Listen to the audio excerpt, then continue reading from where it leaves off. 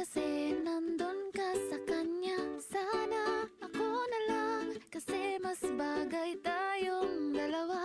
Bakit pa ako umaasa, kahit alam ko naman na meron ka ng iba? At masaya ka naman sa piling niya.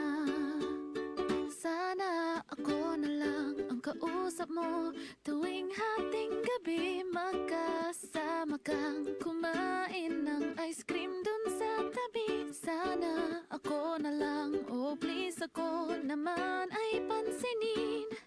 Oh please naman, pansinin mo na ako please. Ay, sana ako na lang, ba't kasi nandun ka sa kanya? Sana ako na lang, kasi mas bagay tayong dalawa.